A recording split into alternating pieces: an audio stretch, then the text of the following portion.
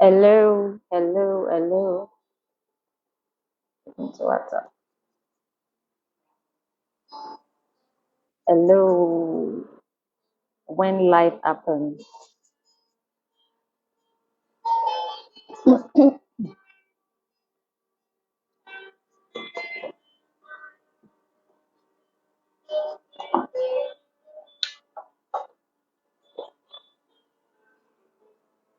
Hello, Benga, if you're here, please chat me. Let me know you're here. Thank you for joining. Okay.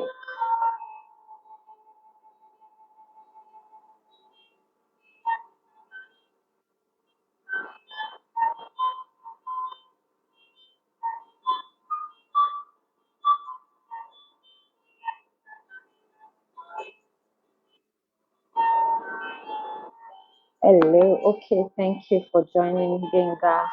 Shirley. This is when life happens, and we are live sharing when life happens. When life happens, what do you do? What do you do? What do you do? That is why we're here tonight. And our guest is Michael Olubenga Shile. That is our guest tonight. Thank you for joining. Thank you for joining.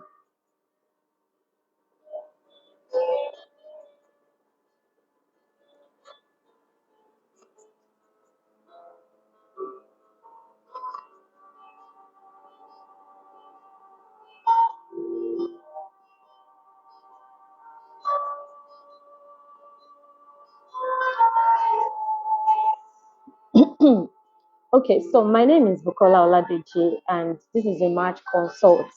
What we do basically is counseling. We help people through issues of life. We do therapy, and as much as you desire to do, we do coaching. If you desire to move from one aspect of your life to a better aspect, we can help you through that. My name is Bukola Oladeji, and this is a March Consult. We are glad to have you here.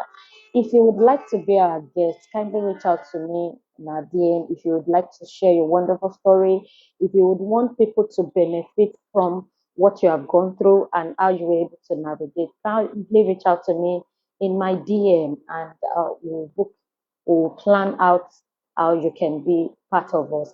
Thank you for joining. We appreciate you. Thank you for joining. Our guest tonight is Michael Olubenga Shile. And like I always say, I don't just bring guests here. I bring guests who I know have been through some rough patch and they have been able to navigate in one way or the other. They are not where they used to be. They are better than where they were. And that is why we're here tonight. Michael Olubenga Shile, thank you very much. Let me quickly read his profile before I continue. Olugbega is a seasoned operations, brands, and communication strategist with a wealth of experience working in the consumer services industry. He has a proven track record of success in coordinating the development and deployment of cutting-edge automated solutions. Currently, Olugbega serves as the principal consultant of Dynamico Consulting, a firm with a dual focus in capacity building and development and brand and development and brand support and representation services. As principal consultant, he has overseen the successful implementation of numerous projects, including large-scale technology deployment, organizational change, management initiatives, and strategic marketing campaigns. Olubenga is passionate about helping businesses achieve their goals and objectives by leveraging technology and innovative solutions. Is committed to staying up to date on the latest trends and developments in his field and is constantly seeking new ways to enhance his skills and knowledge. With his impressive track record of success, broad range of skills and expertise, and commitment to excellence. Olubenga is a valuable asset to any organization looking to stay ahead of the curve in today's fast-paced business landscape. Thank you very much. I just read my guest profile. I just read my guest profile. My guest is a world-class guest. Thank you very much. Like I said, um, like I said, life happens. Life happens. People go through a lot. I mean, ranging from one issues of life to the other.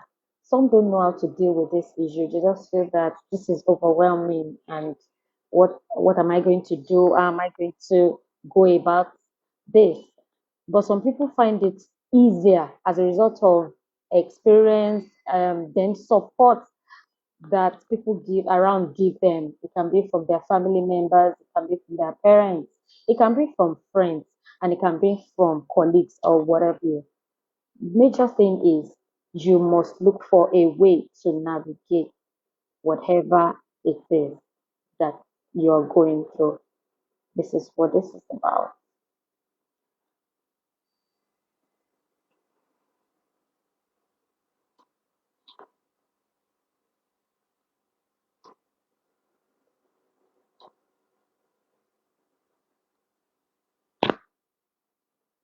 Olubengashile, Olubengashile, my friend.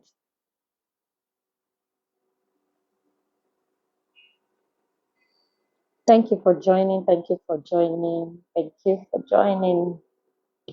We're glad you came. We're glad you're here. Our guest is going to be, I'm sure he's here already, and he's going to be up in about a bit.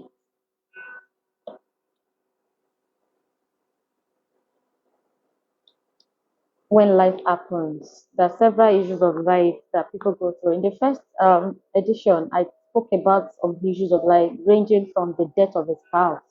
I'm sure when people go through that, they are like, how am I going to navigate through life? How am I going to cope with the children left by my spouse? And, some people lose their jobs and they're like, what am I going to do? Am I going to meet my daily needs? Am I going to be able to cope with financial pressures? And it is what it is. These are real time issues. And some people, these issues are have been able to empower them. These issues have been able to make them become so better and they're able to help other people. And that is why we're here tonight when life happens. Benga, please, have you gone out and come in again?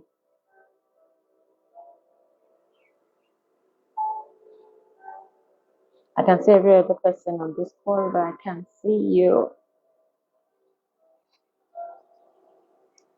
Thank you for joining. Thank you for joining. Like I said earlier, if you would like for us to invite you as our guest, kindly reach out to me in my DM, or if you have my phone number, kindly reach out to me and we'll be able to invite you and you'll be part of us. You'll be able to share your story. Sometimes what you go through is not for you, it is for others to benefit.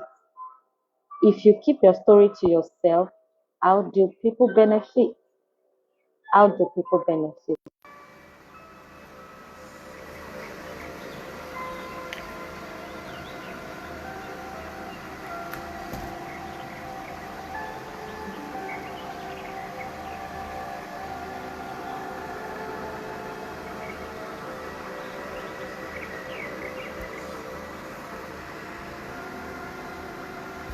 Olubengashile.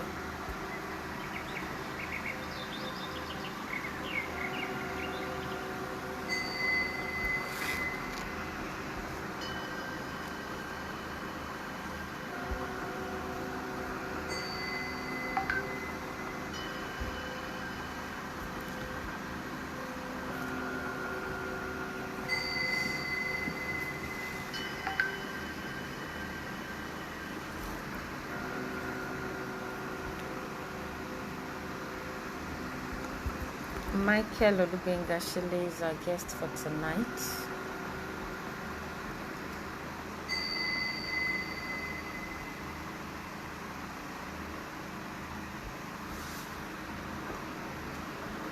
Michael.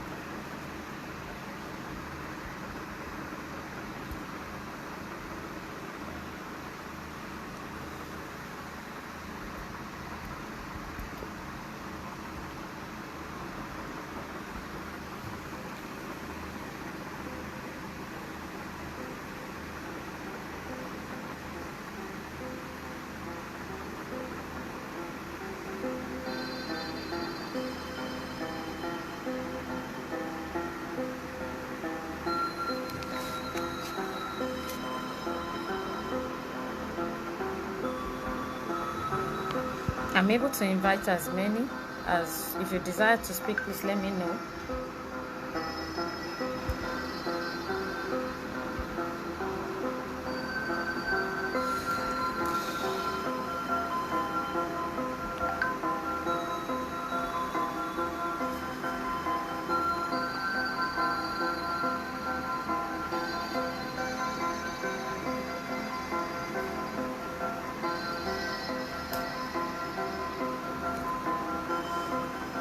Benga wants to join through WhatsApp call. Please let him join. Let's hear what he has to say.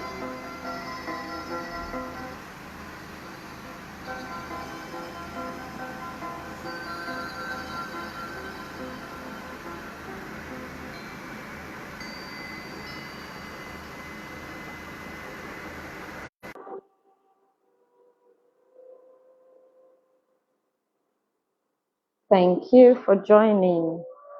Like I read earlier, Benga is our guest for tonight.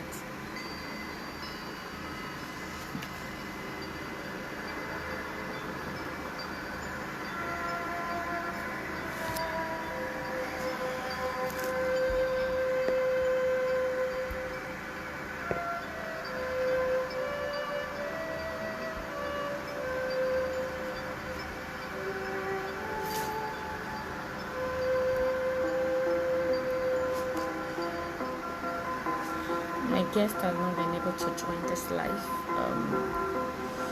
I apologize for that, and I'm trying to resolve the issue as soon as I can.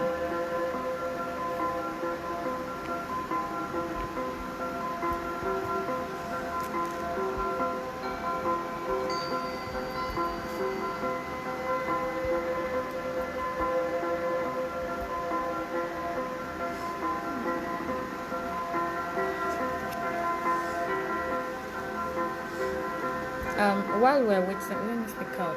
Okay.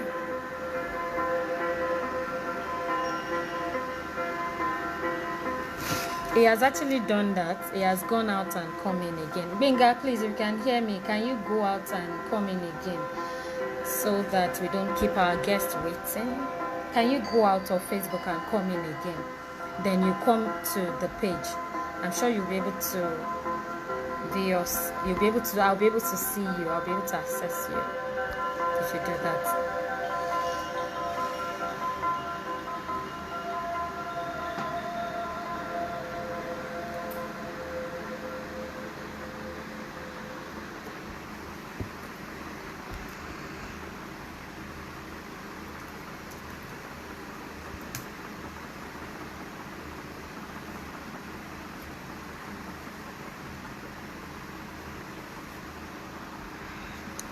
Okay, thank you. You said you would try that again.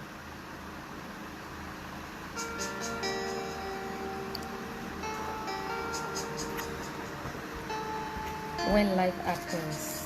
When life happens. If you're willing to join as a guest, you can reach out to me in my DM.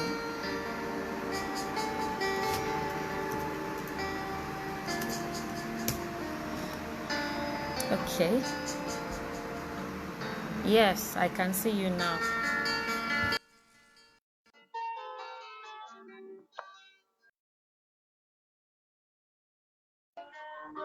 Benga, you have been added. Okay, it's still happening again.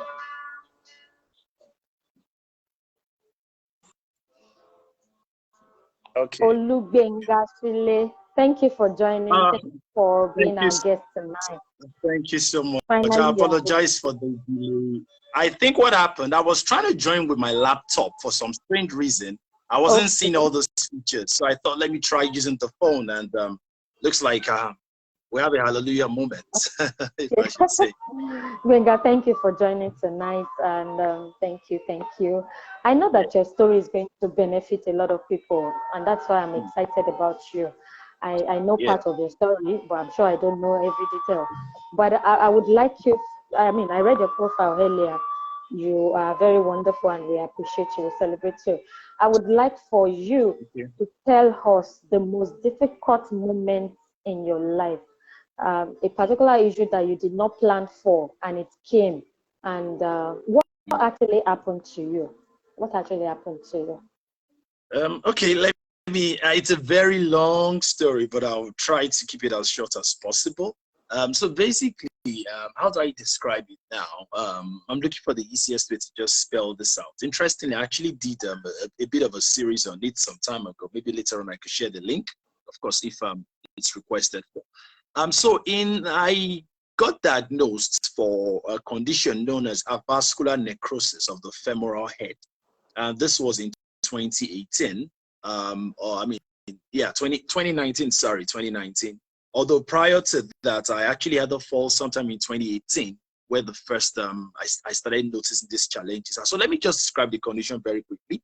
So avascular necrosis basically refers to it's sort of more like where blood supply is actually cut, right? Blood supply is cut off to a Okay. part of the joints.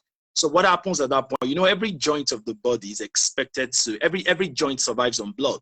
So when it gets cut off there, that means that joint no longer receives the relevant blood supply, and the joint literally begins to, you know, suffer a necrosis or a decay of some sort. So that's what I suffered in my, started with my left hip. Eventually at some point, I also moved to my right hip. So eventually I had to do a hip replacement surgery. Um, Mm. so for me, it was like when I first got the diagnosis, it was like, what's going on? Because at that point I was 34. I was not even yet. Yeah, I was just interested. I got the diagnosis on my 34th birthday. And what I know about hip replacement surgeries. So I don't know if you can hear me, just to be sure. Yes, I can hear you, JB. Okay, fine, okay. So what I've always known about hip replacement surgeries from the little research I did then was that it usually applies to older people. So it's people usually in their 60s and 70s and all that I go through that. So I was told I was going to have a hip replacement surgery at 34, and I was like, what does that even mean? So of course, I refused to accept it. Thankfully, I'm a Christian, I'm a child of God. So I was using faith that, look, I'm not going to do this thing because they told me that that's the only solution. So I tried all things. I went to different hospitals. I think I saw about 6 specialists in total. I saw 2 specialists in Akure here. I don't want to mention the name of the hospitals, right, for confidentiality purposes, if we should say. Okay. In Lagos too, of course. In Lagos, I was at Igbobi, I was at Lutz, I was at Arjolad. Eventually, I mean, everybody kept giving me the same, you know, diagnosis that the only solution to this is the hip replacement and nothing more. I couldn't do that. Basically, there was no cure to it. So Benga, it's me. sorry to interrupt you. Yeah. Okay. Can I ask, how did you get here? I mean, what happened? Was there an accident? Did you fall? Okay. Yes. We want Okay. Yes. So I was trying to avoid all the background stories, but maybe I should just do a quick one on it. So for a while, as far back as 2015, I used to have this muscle cramps from time to time. Sometimes I will sleep, I would just have this muscle pull, and you know, and I kept, for me, I felt it wasn't really a big deal because interestingly, there's a bit of history of such in my family. My mom, yeah, tends to, you know, this thing they call paja paja. I don't know, yeah, in Yoruba, something says paja paja. So it was kind of a history of my family. A couple of my aunties also have the same challenge. My grandmom too. So they used to have this whole thing they call paja paja now. I mean, so I thought it was usual, it was a normal thing. But then at some point, you know, Around 20, I relocated to Lagos in 2016, of course, to take up a new job. So, of course, lifestyle changes there, having to go through Lagos traffic, being in the bus for hours on end. So I think all those kind of complicated my matter a bit more. Okay. So I started having the relapses more frequently. I started having these muscle cramps more frequently. Then until 2018, it continued, but then I was managing it. It wasn't really a big deal for me. Then we had a football match. My old school, my secondary school, of course my alma mater, FGC Ituani. So 2018, I think precisely September 15, 2018, we had a football match. It was an inter-set football match. So I was not going to play that game because I don't normally play football anyway. But then it was a five-a-side thing, and we didn't have enough people to play. And I was the class president, so I just had to volunteer. Okay, you know what, I'll play. Interestingly, I played very well that day. But somehow, at some point during the game, I had a fall. Well, I was trying to save a goal to prevent. I played midfield, but I was also running back to defense and all that. So I was trying to ensure a goal didn't go in. At that point, I fell, and a couple of players fell on me too. So it was then I first noticed I couldn't stand up. But for me, I thought it was just it was just a football cramp thing. And for 2 days, it became more excruciating. So by the third day, I had to come back because my family was in Akure. So I had to come back to Akure, to come at least get better medical attention because I was the only one in Lagos then. And that was the beginning of it. So in fact, the first time there was no diagnosis for them. They just said, okay, it was just a muscle cramp. I should just rest and I'll be fine. And 1 month after, I felt way better, interestingly. So I felt, okay, you know what, I think I'm good to go. And I went back to work.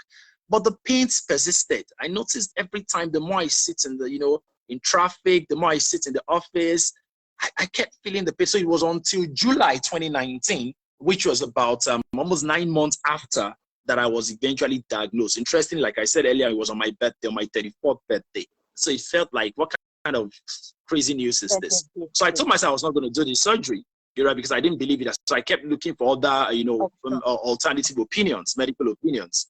So but the condition kept worsening. At some point, I had to go I had to even go traditional. There are these Ijaw people that they say, apologies to my non-Yoruba speaking audience here, but then that's how they call it. I'm sure maybe Bukola, you can explain what that means to them. All right.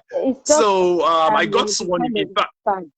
If I understand. Yeah, exactly. Yeah. That's the word. Yeah. It kind of a massage, but it's a bit more than a massage because you're supposed to also drink some herbs, some stuff and all that, concussions and all. So in fact, that thing nearly killed me. I just wasted my money on that because eventually I had no respite. So I managed the situation, and what I really have to talk about particularly was because when I got the diagnosis I got from Igbobi, something around August 2019, I asked the doctor, okay, fine, give and take. How long do I have to walk in this condition? How long before my leg packs up? And the doctor told me that from the x-rays he's looking at here, that give and take, he doesn't think I'm going to use it more than 6 months. That if I don't do this surgery within 6 months, I might not be able to walk again with that leg. Things are going to get worse. And interestingly, I held on. 6 months became 1 year. 1 year became 2 years. COVID came, of course. During COVID, of course, there was limited movement. So I had a bit of, ease at that period. As soon as COVID stopped again, I returned to work. But the pain persisted. I realized at some point I could no longer walk long distances. I couldn't, anything up to 50 meters, 100 becomes an ordeal. Driving for a long stretch became a problem. So a lot of things I could do readily before I found out I couldn't do them anymore. So the frustration really got to me. I dare to say, it was the most depressing period of my life. It was 3 years of pain. Like, imagine having this permanent pain. You can't, any moment, especially at night, when I'm sleeping, I'm in pains. At every point, I'm in pains. So at some point, my medications, then the original prescription was 50 milligrams. That was diclofenac. On my own, I increased the dosage to 100 milligrams. At some point, I increased it to 200 milligrams just so I could, have a bit of respite. But still, it wasn't, at some point, I literally became a drug addict. Sorry to use that word, but that was just what it was, because I literally couldn't do anything without drugs. If I was going for any meetings, any presentations, I had to be on pills just to make sure I could stand. Then sometime into early 2021, I started having random falls. For no reason, I could just stand. My leg would just give way. I would just find myself on the floor. and it was getting more embarrassing. So I kept going to the hospital, and they were telling me that that's the only thing, that I just need to go ahead and do this surgery. So eventually I had to succumb. I mean, I'm and so that's what, sorry to interrupt you, Benga. Let me yeah, ask that's some specific questions so that we can be as fast as possible.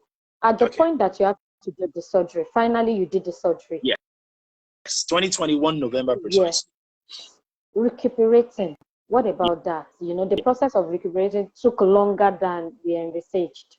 of And course. I'm sure I don't know. I saw it myself. They didn't tell me.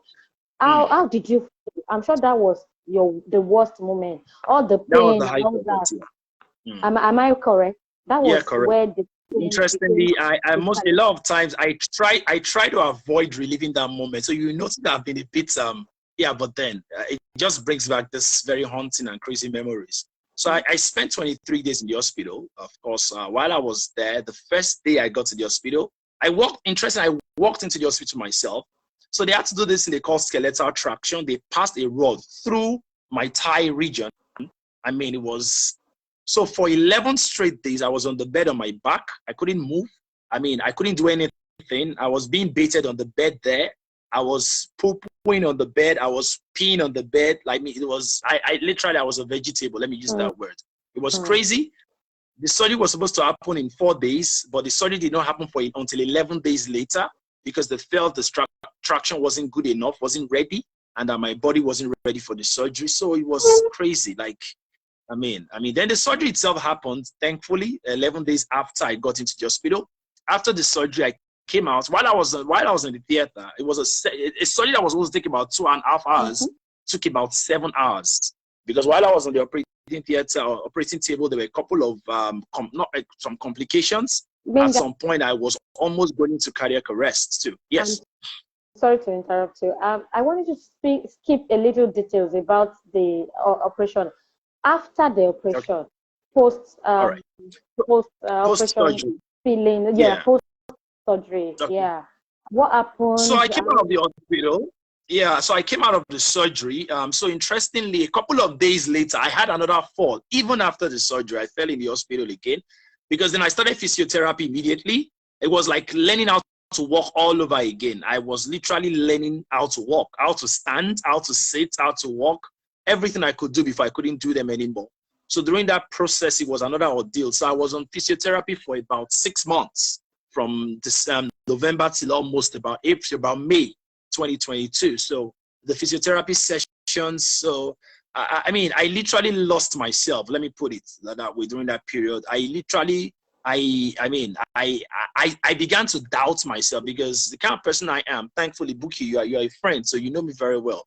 I dare to say I'm one of the most active people I know. I'm always on What? the move. I confirm Arami that. Ombale. Yeah, I don't. So I'm always all over the place, doing Yeah. stuff, working and stuff. I am a machine. That's what I call myself sometimes. But all of a sudden, I realized that I couldn't do anything anymore. I had to start depending on people for everything. Initially, I had a nurse who was coming to take care of me, bathe me. My wife was around, thankfully, too. So they literally did everything for me. I couldn't do anything anymore, even to sit up from the bed. So at some point, it was like, is this ever going to end? Even during the physiotherapy sessions, at some point, I'll find out that nothing is exactly happening. I'm just wasting money because I was paying for those sessions. Each session, I was paying money. And I wasn't feeling better. So I was like, am I ever going to walk again? At that point, in fact, okay, I had to okay, I had my car. My wife had her own car. In fact, I was told that I might not be able to drive for maybe about a year or two.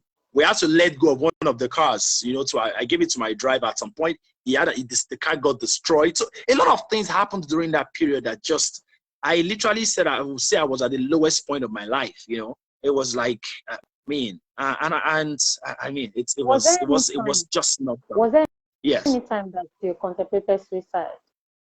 Um, well, interestingly, I did not, because I've actually had an incident where I contemplated suicide before, and this was about 16 years ago. So interestingly, coming out of that experience, that's another story anyway. I don't think that's, maybe if you bring me back someday, we might talk about that. But that period, the experience I had from that one already toughened me up. So this time around, suicide never even crossed my mind. I just think I was going to get out of it. But then the question was when? When would I it didn't look like I was going to be able to get out of this anytime soon at that point. And so it was. I started with a 4-leg Zimmer frame. From there, I moved to a 3-leg tripod. Of course, I used the wheelchair too for a bit too. Then I went to a 1-leg stick, and interestingly, when I dropped that stick just in December 2022, it was more like a miraculous experience, if I should explain very quickly. Then I was ready to say that again. I said I was going to ask you about it. That is where the miracle is. Because ordinarily you're not supposed to drop that. But you have exactly, because I was told to continue using that stick. Yes, because so sometime last year, 2022, around June, I felt better, of course. So I started trying to move around without the stick. So sometimes I'll even forget. I'll be looking for the stick. I won't even know where it is, you know. Then but around July, August, I had another relapse again. So it literally felt like everything that had been done was undone at that point. I started feeling the same pains I was feeling again. So I had to go back to the stick again, the walking aid. So I kept using that. In fact, I was told not to ever stop using the walking aid. I should use it for as long as possible. That if I had to use it for the rest of my life, I should continue. So, I mean, just near my house, so there's this church there. The pastor there, of course, I didn't know him. So I attend House on the Rock, so I don't attend that particular church. So that day, the man saw me. I went to cut my hair that day. I was walking just near my house. I walked with my stick. And somebody was like, you know what, that this stick, that God told him to tell me to drop the stick. And I said, Pastor, I'm also a man of God, though.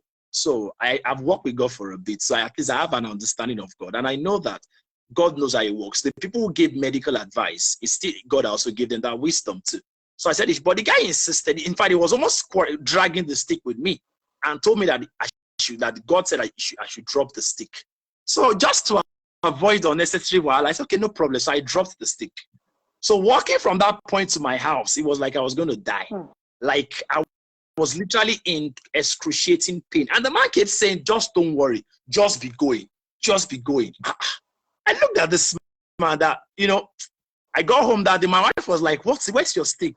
My wife almost, you know, changed it for me. That knowing that she's going to go and meet the man. That why will he earn an interest? And that was the last day I used that stick. That is where the miracle. Since then, that's where the miracle happened. So as it is, of course, I mean, I'll be very honest to myself. The pain is not 100% gone, but the fact that I can actually move around without the stick now, I mean, for me, it's a major miracle. You were not able to climb before now. You can climb now. You can. Of course, I can climb staircases and all that. Yes, definitely. So there are a lot of things I could not do that I'm now doing. You know, and I know that the God that started that good work is going to perfect it. So here we are right now. And interestingly, you know, like I mentioned, it's actually the 2 legs. The first leg was done. I still have a second one. That's my right leg. But interestingly, I told myself, I'm believing I'm not going to do that surgery, the second one. You know, and sometimes the devil tries to play tricks on me and tell me that after all, that's the same way you say you are not going to do the first one, but you did it. But I know God is faithful, and I don't intend to do the second one. I know it doesn't take God a flick of his fingers. You know, God, they're what they call creative miracles. God gives spare parts to everything, and I'm trusting God that the good work he has started is going to finish it. Thank you so much. Thank you, Benga, for sharing your story. I mean, I saw some of the pain that you went through. It was very traumatic for me. There were days that I came back home and I was crying because when I saw the physio did all that, you know, I mean, the process was not nice. And I know my Benga, the Benga that, you know, Benga was everywhere. You understand? So you know now. For him to suddenly become that vegetable in quotes, I'm sure you didn't find it funny, you know. Let me speak on the man you met, the man of God you met. That man, as far as I'm concerned, was supposed to help your faith. You understand? Yeah. As far as I'm concerned, yes, true. He needed to do it forcefully. If somebody else that told you that, okay, please drop your stick, you say, no, please let me just manage this stick for the rest of my life, kind of. If this is my own cross, you had accepted that as your cross. But you've been walking around for about 5 months without your stick. Without it. Without your stick and doing fantastic. You can climb. Even when you had your stick, I'm not sure you could climb. No. Now you can climb without your stick. Without your stick. I'm so happy for you. I'm happy that you are not where you used to be. Yeah. God helped you through that difficult season of your life. I'm sure that was the worst season of your life. If I may, Definitely. it was. Yeah, I interestingly, I still get flashes sometimes. I still have the trauma sometimes. Just it's not a. It's so interestingly, I try not to talk about it most of the time. That means It just that you're brings still back those. traumatized, kind of, because I know. Well, I guess I try to avoid that episode as much as possible. I guess, but I know God is healing me, and That we're shows getting out of the it. reality of the situation. That shows the reality of the Yeah, pain. The pain is yeah, real, you understand? And we are yes, glad that you are not where you used to be. God has mm, helped you through your healing process, and you yes, are coming out strong. We pray and we believe God with you that you will recover fully, and the Lord will Amen, perfect your health and healing. Amen. As many that are online, let me reiterate what this is all about. This is when life happens. When life happens, when situations that you don't plan for, when they happen, what do you do? Are you just going to say, oh, I didn't plan to be here. Let me just give up. Let me just roll with the situation. Whatever comes, whatever life throws at me, I'm just going to allow it. There are people that Mm, the same situation that they're supposed to use that as a stepping stone, they have relaxed. They're supposed to use this. mm, You are able to share your story because yeah, you yeah, didn't sit on it. Do you understand? That's yeah, why you're able to yeah, come here today. And mm, because you have some level of faith, you understand, and mm, believe, yeah, you are able yeah, to become better. And that is what this is about. When we are faced with situations, you are not mm, supposed to accept the situation like, okay, this is the best that can be. I mean, I can't be better than this. You must not allow your situation to define you. You must not allow mm, your situation to define you. You could have become a vegetable for the rest of your life. What I correct. mean, the younger people that are much younger than you that are in that situation. Yes, because I feel Mm, what's wrong with Benga? Benga is just in his early 30s or mid 30s. Then about why should mm, this happen to him? I asked that question. mm. I could imagine you asking the same question. But all well and Again, good, again. you are Yeah. better off today, and we're grateful to God on your behalf. Let's ask ourselves. What has life thrown at me, and now am I coping? How am I navigating? If we have our young ones, as parents, we really need to do a lot. Most of us believe that no, I'm not going to allow my children go through what I went through, and I don't Mm, we are doing well when we do that. Some of those things that we went through, I'm not saying you should allow your children to suffer, right? But I'm yeah, saying you can start by making sure you don't give them all they need. By so doing, they know that sometimes you don't always get what you want. correct. That is that is one that is one of the ways to help your children know that you cannot always have everything. Mm, Because for a child that believes that I can always have everything, the moment he's not able to have something, it will not only mm. throw tantrums, he will believe he is entitled to everything. Entitled. And when once Yes. he cannot get it, it becomes something else. He believes that his Yeah. life or our life has ended. And this is what Mm, this is about. This is a marriage consult. And my name is Bukola Oladeji. We had our guest tonight, wonderful Benga Shile, my very good friend. He has been thank you so uh, much. of encouragement to us tonight. What has life thrown at you? Is it sickness that you didn't plan for? Is it even terminal? Mm, Um, you can share in his story. You can trust God the way He did, even if it all ends. What's it going to? What are people going to say about you? What is going to be your own story? This is what this is about. And we thank you for joining. As many that joined tonight, we appreciate you.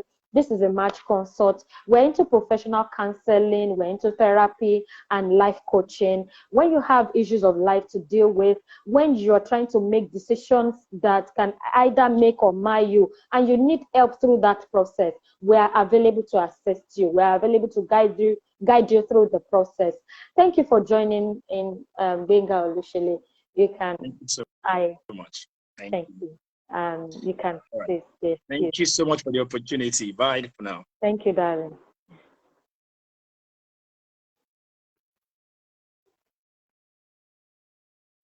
Okay, so Thank you for joining in. Thank you. We appreciate you. Thank you. Next week, we're going to bring another guest. And it promises to be interesting. We're going to bring another guest. If you would like to be our guest, please don't hesitate to reach out to me in my DM. And if you have my number, you can please reach out to me. If you know that you have gone through your own rough patch and you want others to learn from your story, you want others to benefit from your story, please don't hesitate to contact us. My name is Bukola Oladeji, and it's my pleasure to always have you here. Thank you for joining, and we say God bless you. See you again next week, same time. Thank you.